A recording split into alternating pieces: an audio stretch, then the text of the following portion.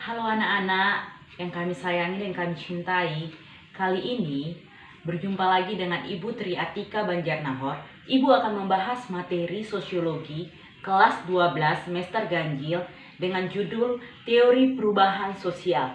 Nah, ada 4 teori yang akan Ibu bahas. Yang pertama, teori perkembangan. Yang kedua, teori siklus. Yang ketiga, teori konflik. Nah, yang terakhir, yang keempat, teori fungsional. Oke anak-anak, marilah kita bahas mengenai pertama, teori-teori perubahan sosial. Nah, apa saja sih teori perubahan itu? Yang pertama ada teori perkembangan. Penganut teori ini percaya bahwa perubahan dapat diarahkan ke titik tujuan tertentu, seperti perubahan dari masyarakat tradisional ke masyarakat modern yang kompleks.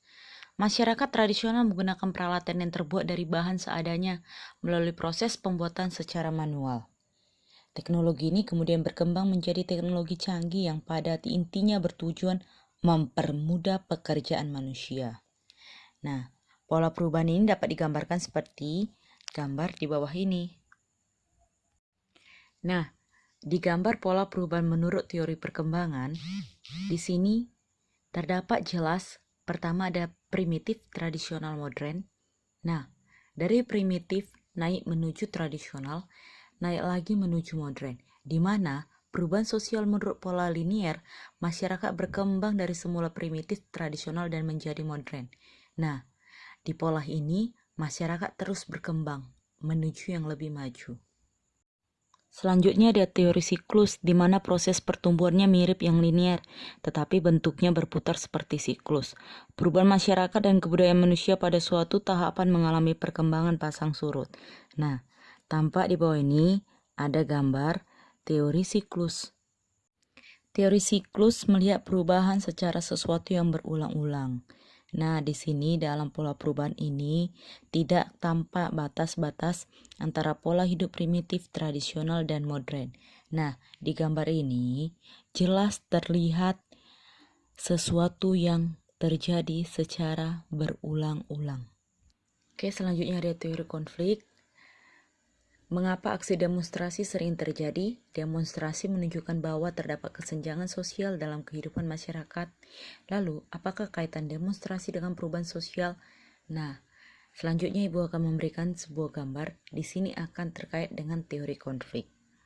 Nah, di sini ada gambar demonstrasi buruh menuntut kenaikan UMK, di mana mereka tolak upah murah.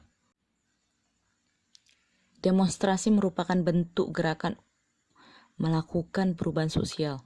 Gerakan tersebut disebabkan oleh konflik antara buruh dan pengusaha. Melalui demonstrasi, kaum buruh berharap ada perubahan nasib dalam kehidupan mereka. Kondisi menunjukkan bahwa perubahan sosial dapat dikaji dengan menggunakan teori konflik. Nah, dari teori konflik muncullah perubahan sosial tersebut. Ahli teori konflik berpendapat bahwa lembaga dan praktik sosial bertahan karena kelompok yang berkuasa memiliki kemampuan mempertahankan status quo. Perubahan memiliki makna penting karena diperlukan untuk memperbaiki ketidakadilan dan ketimpangan sosial. Selanjutnya ada teori fungsional. Teori ini menyatakan bahwa setiap unsur masyarakat memiliki fungsi yang saling terkait dengan unsur masyarakat lainnya. Perubahan suatu unsur akan mengakibatkan terjadinya perubahan pada unsur lainnya. Pada saat seperti sekarang ini kita kenal sebagai efek domino. Nah, contohnya apa sih? Contohnya, kenaikan harga bensin akan mengakibatkan kenaikan harga-harga kebutuhan pokok lainnya. Nah, di sini yang dikatakan saling terkait dengan unsur masyarakat lainnya.